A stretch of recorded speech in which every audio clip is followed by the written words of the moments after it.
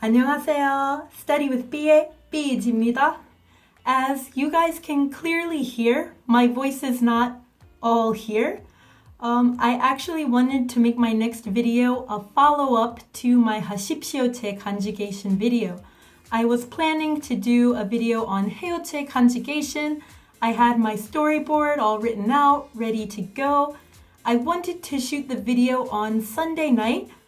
Today is Tuesday, so this past weekend I was planning on shooting that video, and then over the weekend I got sick, and this is what has happened.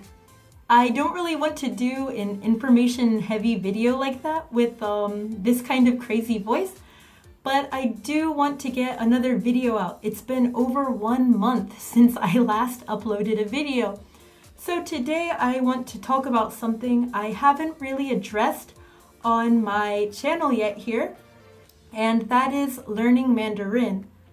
So if you've been following my blog or website, or especially my Instagram, because I kind of have a bit more diverse material on there as far as my photos and study notes go, you will know that in addition to Korean, I also study Mandarin and Japanese.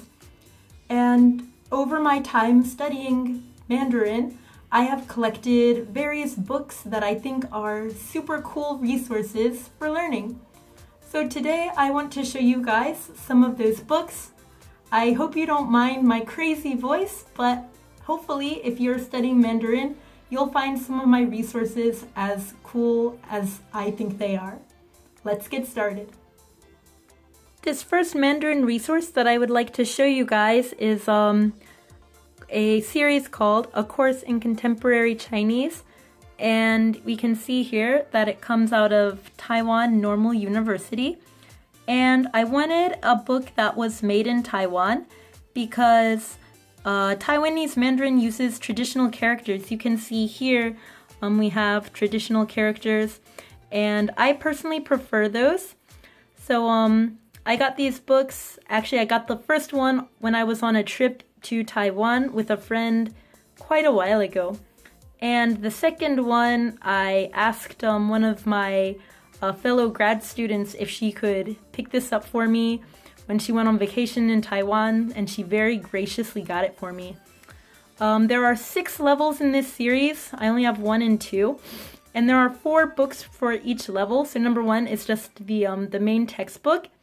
And there is also a workbook, which I have here for level 1.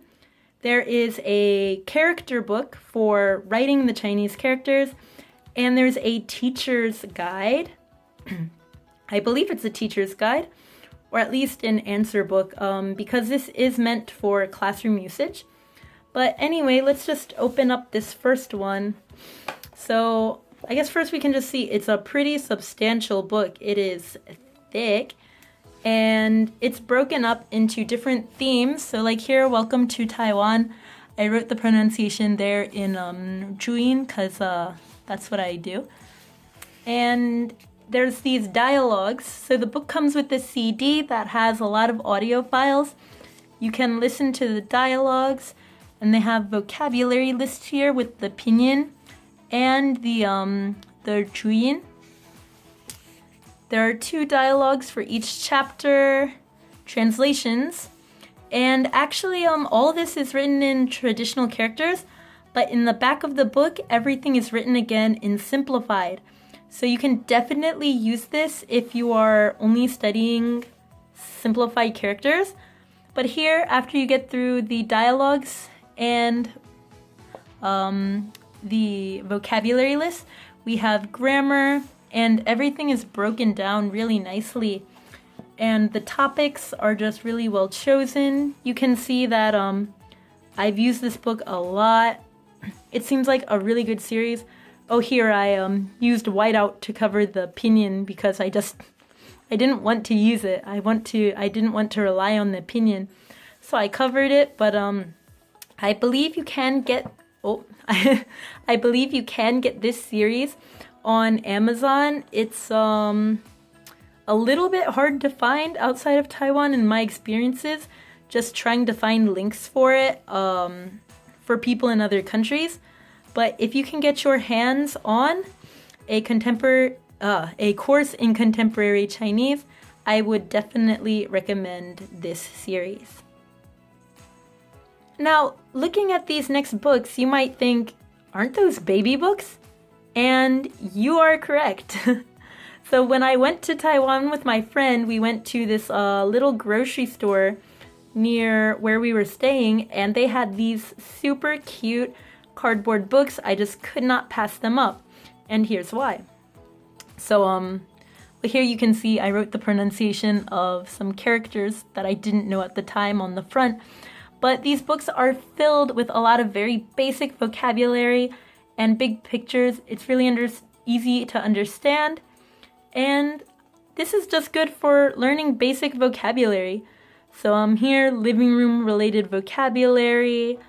We have, so this book is like about this kind of daily life stuff, like the house, and over here like clothes you might wear. And then my other one is for places. So here we have like in the kindergarten. It's like so cute, right? And it has the characters and the Juyin and the English. So if you ever see like little books like this, even these like simple cardboard books, if you're just starting out learning a language, they can be super useful. Don't think that just because a source is meant for babies or little kids, it's not useful to you too.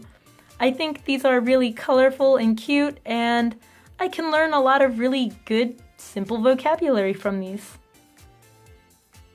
This book here was recommended to me by a friend who's also learning Mandarin, a lot more advanced than I am.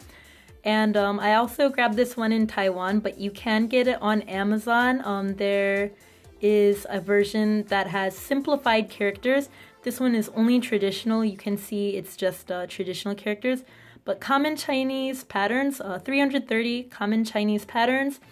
So this isn't really a textbook in the sense of going by themes or any sort of logical order. It just has a lot of useful grammar points written in order alphabetically, going off of the pinyin. And it has a lot of explanations and really good examples. Honestly, I'm not at the level where this book is super useful to me yet, but just reading over entries for grammar that I have learned so far, it's like a good little grammar dictionary. So I don't actually have much to say about this other than that's kind of cool and I'm glad I bought it. It has exercises here, but only like 2. It's not very much. Yeah, but if you want a kind of Chinese grammar reference book, I think this one seems pretty cool. Like I said, I got it on a recommendation from a friend, but I had heard about this book on a few different forums and other places before, so I guess other people are using it too. Yeah. There's like just a lot of stuff packed in here, about 1 grammar point for each page, like these 2 are different. I think I'll probably end up using this a lot once I kind of build up even more grammar. Maybe if I get confused what some of them mean, I can check it out.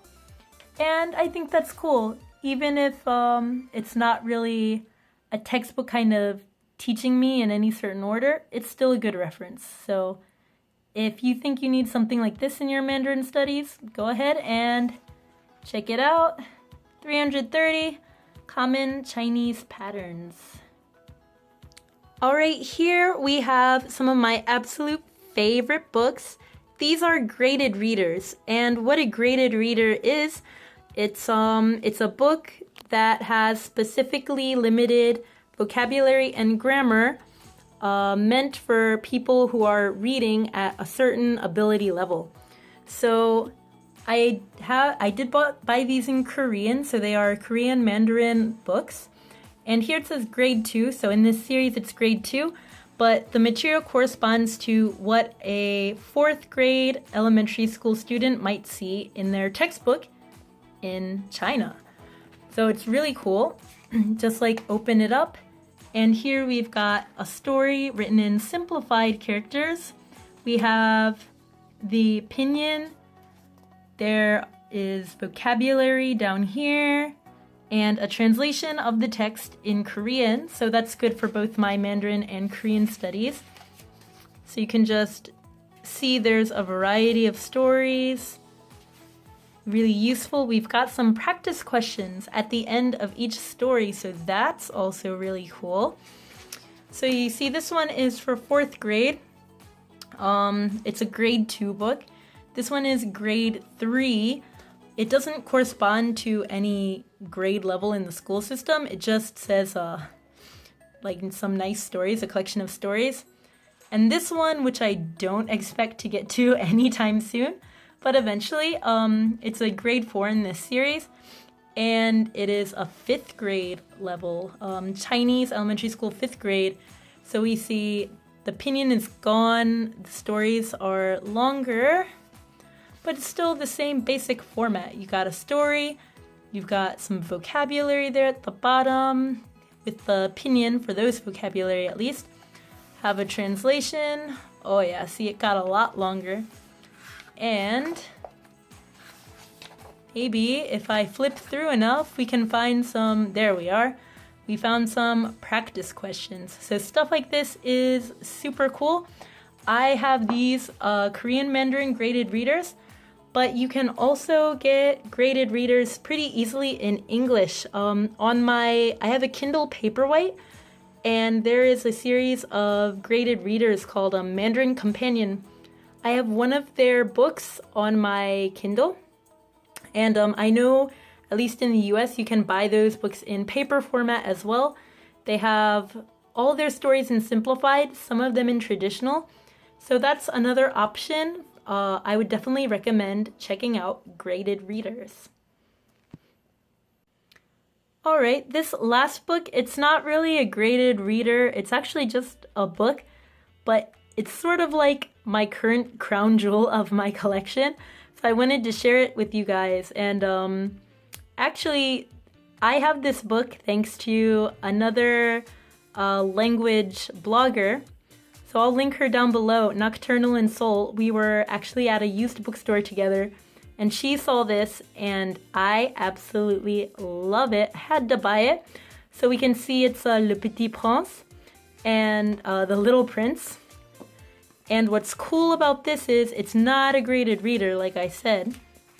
But here we have the story's text in simplified Mandarin, so simplified characters. The entire story just written like that. But we keep flipping, keep flipping, keep flipping. And then we have the story in English, which is super cool. But then if we keep flipping more, we have the story in the original French. So this book has Le Petit Prince in Mandarin and English and French.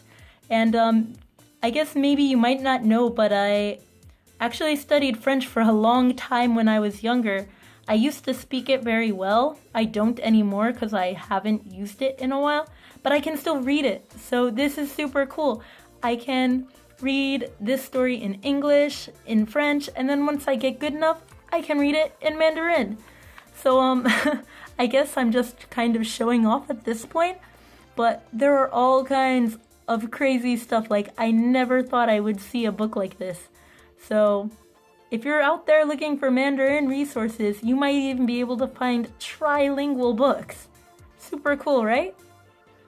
So I guess this is the last of the books that I wanted to show you.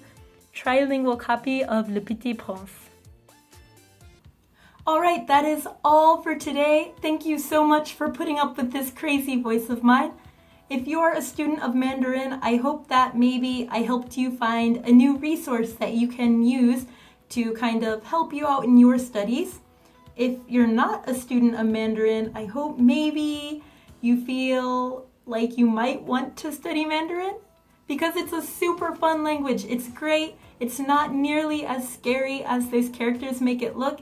And there are all these good resources floating around out there that can help make those first steps a little bit easier. As always, if you like this video, please give it a thumbs up. If you have any questions for me or any comments, suggestions for future videos, feel free to leave those in the comments down below. And if you would like to see more in the future, hit that subscribe button. I'll see you guys next time, hopefully with a better voice. So please come back next time to study with B.